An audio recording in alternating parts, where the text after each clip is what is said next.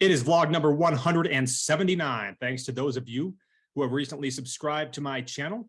I have a live poker dilemma that I want to get to coming up at the end of the vlog today to discuss kind of the pros and cons of. In this case, the cons are the pros. Anyway, we'll get to that. But first, I've been playing on Poker Bros now for over a year, and I still support the High Society Club based on the trustworthiness of the guys who run it. But I got to tell you, I'm really liking what I see with regards to ClubGG. Now, of course, GG Poker has become really the name when it comes to playing poker when you're not in a casino all over the world. And ClubGG is what you can do when you're in the US with regards to their brand. You can play on an agent app. You just got to find the right agents to go through. And I found a club that I fully support. Carolina Poker. And I've been in there. The action's phenomenal. And the guys who you'll deal with to actually take money on and off of the app are great. So if you're interested in getting some experience in when you're not playing live poker, that's what I'm going to suggest. ClubGG. Use the club code and referral code, and you can follow the instructions that are in the description below. As for today, it's live poker, assuming I can find a place to park.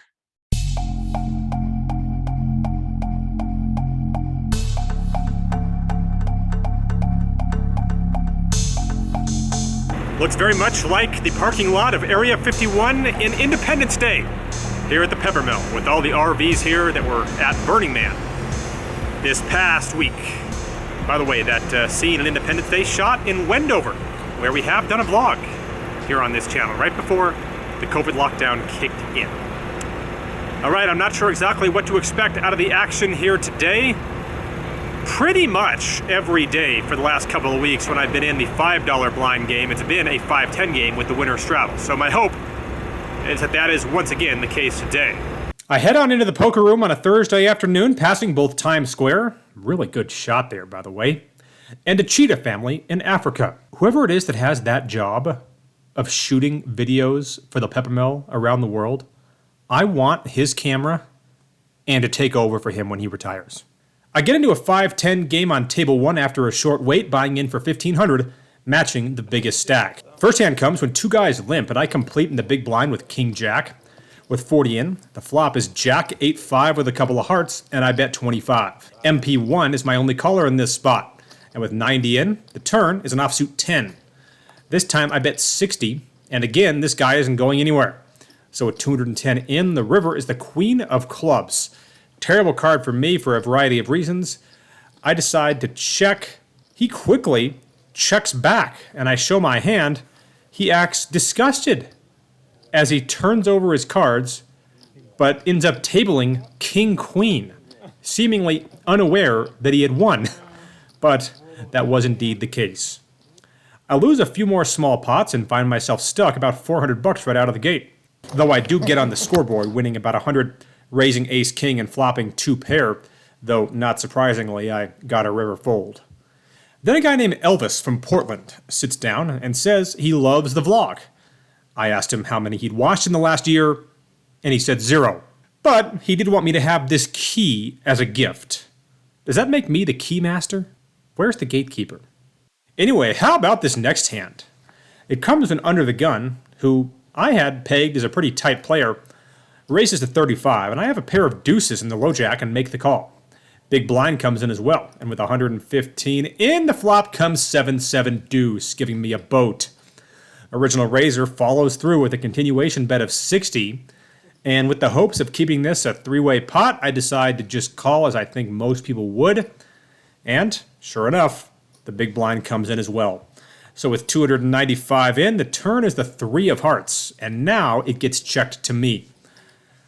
With neither guy obviously showing a lot of strength here, by betting I figure the play for me is to bet relatively small to try to keep hands like pocket 8s, pocket 9s, pocket 10s, and of course all the draws, which in this case are drawing dead, in the hand. So I just bet 100. And to my surprise, the big blind now min raises me to 200. Also to my surprise, under the gun calls that raise. Now, my read was that the big blind probably had a 7 here, and under the gun, who doesn't play too many hands as I mentioned, likely has an overpair. I obviously had to consider 3-betting this, but not wanting to lose this guy with his overpair, I opted not to. That's the advantage of being in position. If you want to wait and get your money in later, you can always do that. So, with 895 in, the river is the 6 of hearts. So if the big blind did happen to have a heart draw here, he's made it, though I immediately thought that the 2 more likely scenarios were that he either already had me beat, or this was an action killer. One of those 2 things would prove to be true. The big blind checks, and under the gun now bets out for 200. I think about it for a minute, and raise it to 500. Now, as some of you have undoubtedly noticed, ever since I bought my iPhone 13 mini to improve the quality of the video on this vlog, I've been trying to adjust the focus from my cards to the board in the middle of the hand to give you a better look at the action. But it does require me remembering to do that every hand, which I don't always do. And this hand, apparently, as you can see, I forgot to do it. And that would have helped me show you what happened here, though you can still see it. He immediately reaches into the pot the second after I make that raise. He immediately reaches in with his stack of chips and begins to match my bet. But he obviously forgot there was a 3rd player still in this hand. So he then pulls his chips back out of the pot, and the action is on the big blind. Then another surprising development occurs. The big blind, who I thought had a 7 and was going to call, folds his hand. He would later claim to have 7-8, though I can't say for sure. Now, obviously, I'm expecting this guy, who just literally put chips into the pot a minute ago out of turn, to now put them in the pot in turn. I was wondering how many floormen would rule that he has to call there. But in all honesty, this is such a weird and bizarre scenario, I don't ever remember seeing it happen before. So I didn't know how it would be ruled on. The action didn't change because the guy folded, so therefore, doesn't he have to call? Anyway, he thinks and thinks and thinks about this, and you probably can see where this is going. He then folds the hand. So I was just in a state of disbelief. I cannot believe that I did not get a payoff on this river by a guy who probably had a 7 and a guy who had literally already put the calling chips into the pot before removing them. Maybe the fact that the other guy folded helped convince him that I actually did indeed have a hand? I don't know. I know you're not supposed to bitch when you're stacking chips, which I did indeed do in this weird hand. I then raised to 35 with ace-king in the cutoff and got called by a hippie in middle position 2. With 85 in, the flop is ace-5-deuce rainbow, and he checks. I bet out for 35 here with top pair, top kicker, and he check raises me to 75, which I elected to just call because this opponent has a very high bluffing frequency against me. No doubt about that. The turn is a 7, and the bet that I was hoping for doesn't come. So I decided to just bet out the same amount he just did, knowing that he's likely to call with any pair given that circumstance. He does make the call, and the river is another 5. And again, he checks. This time I decided to just bet 100. He pays off, and a pot is headed our way. This is a mid-session update. Apparently, the hippie movement is not dead. This is the end of the update.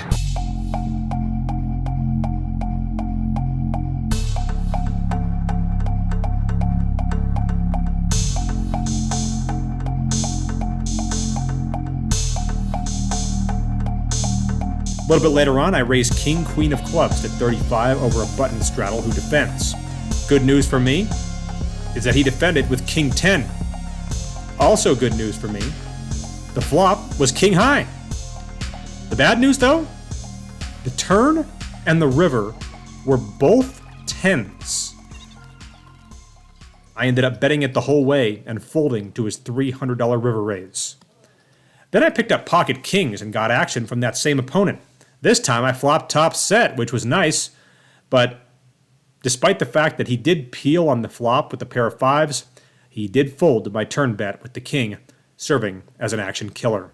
Then I won the rare hand where it gets checked all the way down, and despite having 9 high on the river, my bluff did indeed get 2 folds. And that is where this night would wrap up for me about 45 minutes later.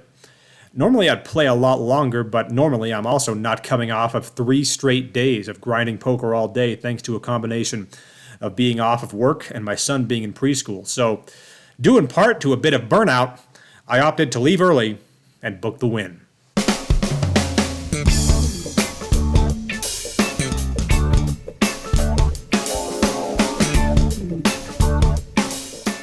All right, cashing out earlier than I normally would here on a Thursday night. It's actually just about 6:30. But in all honesty, I'm burnt out. Been playing every day this week because I've been off work all week. So I wanted to just kind of wrap it up and go watch the rest of this Rams-Bills game, booking a $813 win. But I just kind of got to put this out there to you guys. What do you guys think about that spot I was in? The guy put chips into the pot and pulled them back, not realizing that there was a third player in the hand, which is mind-boggling, the fact that that happened. We were on the river in that spot and that took place. But I don't know. Should I have called the floor? Would the floor have ruled in my favor? I have had a history over the course of my career of basically doing whatever it takes to not have to call the floor, especially here at the Peppermill, obviously, because I'm close with the staff and I have the utmost respect for the staff. I think they're basically the best in the business. So I try to never have to bother them with any ridiculousness that I don't have to. But it's just kind of a weird spot. You know, the guy put his chips into the pot. Kind of felt like they should have been shipped over to me in one way or the other. And I'm blown away that I got 2 folds in that spot, but it's a win nonetheless. But, well, feels like it should have been a bigger win than it was.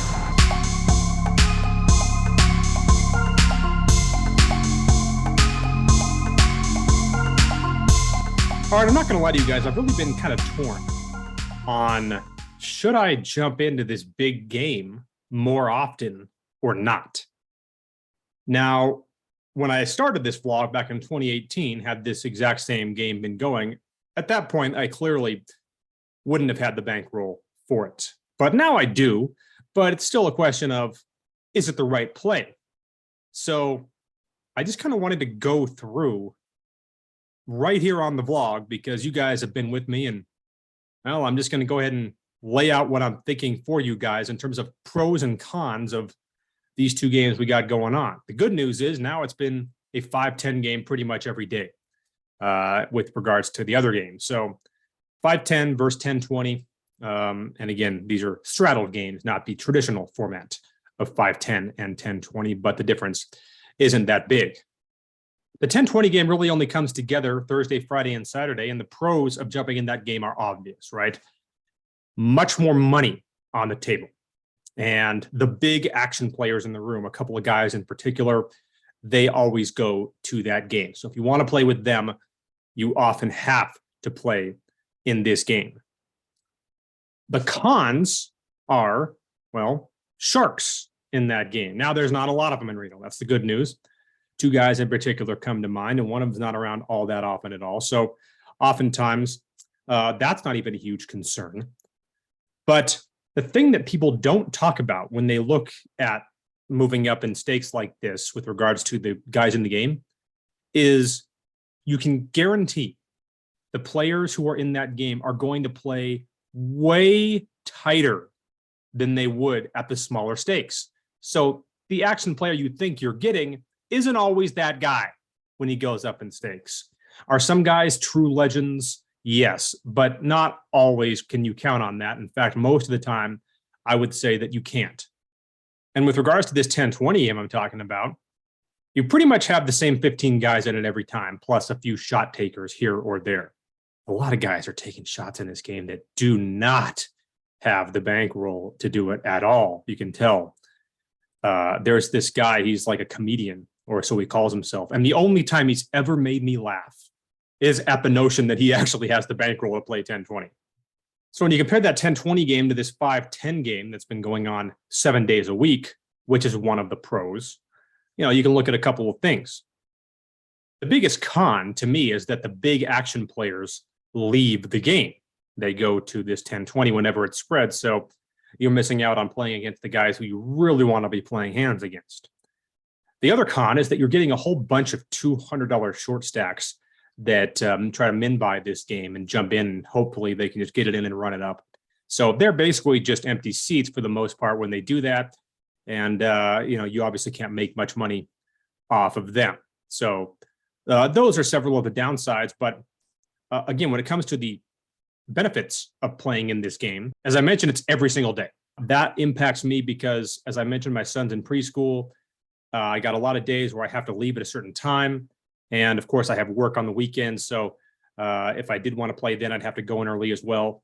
So I can get in there and get out knowing that game is always going to be going. If I'm going to just jump in a big game like that, I'd like to be able to play that big game during the best hours that it's available. And I can't always do that. And it's also unfortunate when you play 4 days in a row of 5-10, and let's say you win, $500 each day, and then you jump into 10-20 and you lose 2,500 in that one day. It's like, well, what the hell am I doing? Because you don't have the opportunity to get as many hours in that game as you'd like. It's a stress-free game for me. It's very low stress. I just feel extremely comfortable in it. And then, of course, there's the main factor that I will consider when deciding which game to play, and that is how am I actually doing? And if I just pick the last 3 months to look at in this 5-10 game, it's going extremely well for me, making over $80 an hour in that time in that game. Not doing nearly as well in the 10-20 as you can imagine, though it's a much, much shorter sample size. So I think when it comes down to it, why would I want to screw up this great thing that I have going at the moment? But that said, I'm not ruling out a return to that game at some point. Like, subscribe, and comment, and I'll see you back here next time.